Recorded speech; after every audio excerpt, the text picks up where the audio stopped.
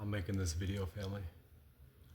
Look at, it's unfortunate that people have come to the faith aren't willing to follow according to what's written.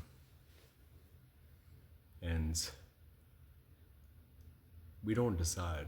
Our Father in heaven decides. But the Messiah is prophesied in Deuteronomy 18:15 and Isaiah 42:21.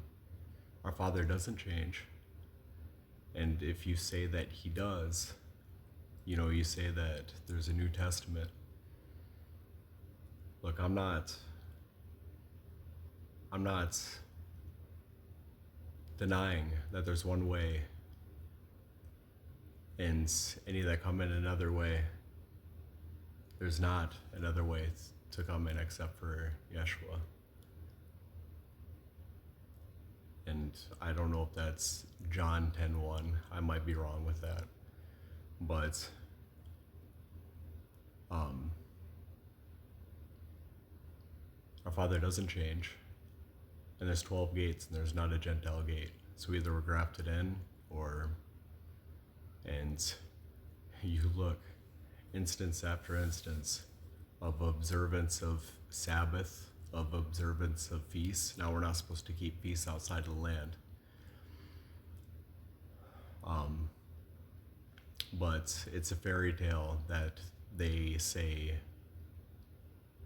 that the law is done away with. Now, there's a 613 that were given because of transgression that was nailed to the cross. But the 10 Commandments remain.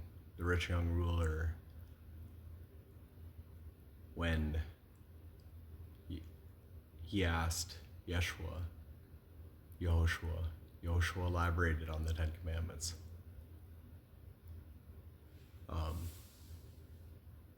I'm going to read some scripture. Philippians 2:12. Therefore, my beloved, as ye have always obeyed, not only in my presence, but now much more in my absence, work out your own salvation with fear and trembling. Work out your own salvation with fear and trembling. They pass over that, don't they? 1 John 2:4, whoever says I know him, but does not do what he commands is a liar, and the truth is not in that person. I forget what it is. I forget what it is, but Joshua kept the Father's commandments and abide in his love. And we keep Yehoshua's commandments and abide in his love. Now, what does that look like? That's simple. That's plain logic. He kept his Father's commandments. There was nothing written of the New Testament yet. No, Jude 1:4. For certain individuals whose condemnation was written about long ago have secretly slipped in among you. They are ungodly people. They slipped in among us. Where are they? They are ungodly people who pervert the grace, not unmerited favor. That's a good starting point. It's divine conviction upon the heart. Who pervert the grace of our Eloah into a license for immorality, saying grace is unmerited favor, and deny Yehoshua Mashiach, the Christ, our only sovereign and Lord.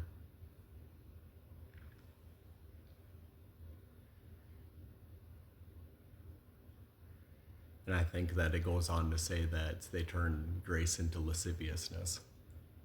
I'm not sure if that's a continuation of that. And now Psalm 119, 172. My tongue shall speak of thy word, for all thy commandments are righteousness.